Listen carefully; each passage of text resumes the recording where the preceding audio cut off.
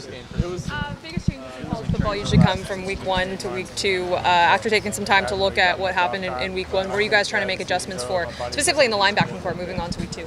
The thing that we need to do is continue to work on fundamentals. I mean, we did a good job of getting lined up and a good job of tackling, but we could be so much better. So our focus right now is continue to work on fundamentals.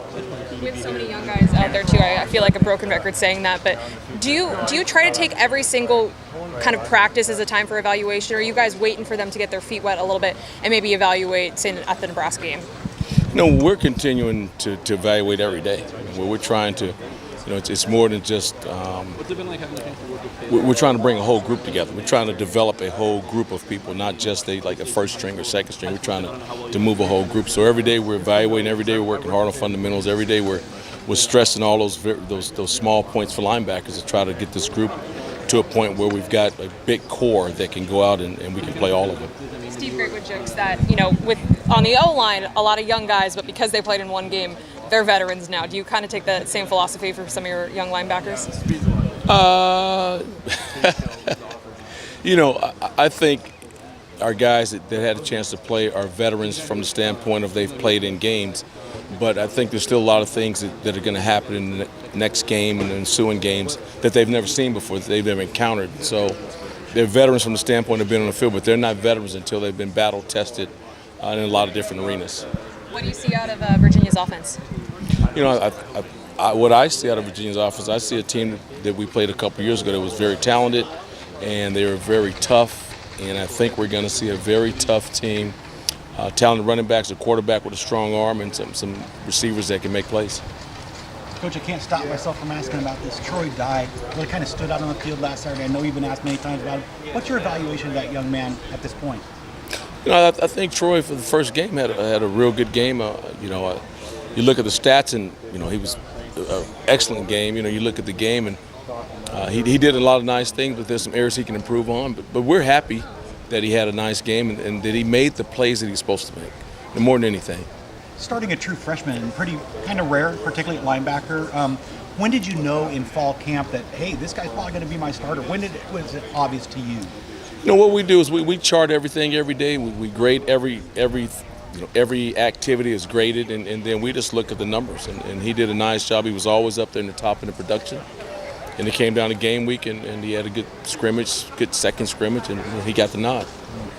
Johnny Reagan hasn't been here a long time, but what can you say about his career here? Johnny's been very instrumental for us because of what Johnny brings. Johnny's extremely intelligent, and Johnny's been a key player in our nickel package and some of our sub packages. And this year we're calling on him to do more than that. What are you calling on him to do? He's pretty important, isn't he? Well, I mean, he's kind of the signal caller. He's the guy. He's the old guy. I mean, if you look at our roster, Johnny's the senior.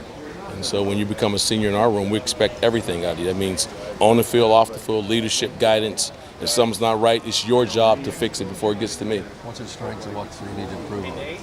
I think where Johnny has improved is his strength levels. I think he's stronger, I think he's heavier, and I think he's just more savvy because he's been in the system for a couple years now. What's he need to improve on? Just continue to make plays within the system, not run around trying to make plays, but the plays that come his ways, he needs to make them. A.J. Hodgkins transfers in here, earns the start. Talk a little bit about A.J. Hodgkins' game. A.J. became the starter the same way that Troy did and the same way that Johnny did. And those positions were really open, and day in, day out, he was out there, he worked hard, and his production was always up high. It was always at the top of the chart. What A.J. brings, A.J.'s tough, he's smart, A.J. wants to be great.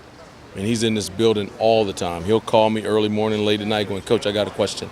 And when he calls, it's not like he's just asking a simple question. It's a complex question where I need to get out a notepad and draw it and go, okay, I see what you're talking about. Yeah, yes, do this. So, yeah, we like what A.J. brings to the table from that standpoint, but, his passion and desire are the things that are really going to continue to allow him to climb and become a better player than he is today. Seems like you played a lot of McDowell, Reagan, Hodgkins, and Dye. We want to see from guys like Moy and Keith Sims and Lamar Wesson who got into the game late to get them more into the rotation earlier for depth purposes. The thing that we're doing, the thing that we're going to continue to do is to continue to evaluate guys every day. It's not like camp starts and our evaluations stop. camp starts and the season ends. Camp ends, the season starts, and we're still evaluating. We'll continue to evaluate the entire season. So if all of a sudden it clicks for one of those guys, they're playing better at practice, then we need to get them in the game and see what they can do. When Bronco was at BYU, they ran a lot of plays, tempo like you guys do. He said they don't quite have that personnel yet. What have you seen from them from their first game? The thing that I know what we're going to see from those guys is going to be a tough line. They've got really good running backs. The running backs catch the ball out of the backfield. One of them has an ACC record for catches out of the backfield, which that's a red flag. And then they've got really good receivers. That quarterback, the transfer, can throw the ball. So, I mean, we're going to see a balanced attack. I would assume, we're going to see a balanced attack. And, they're going to take their shots, but they're going to be tough. That's Broncos' mark. They will be tough. Thanks, Don. Yeah, thank you.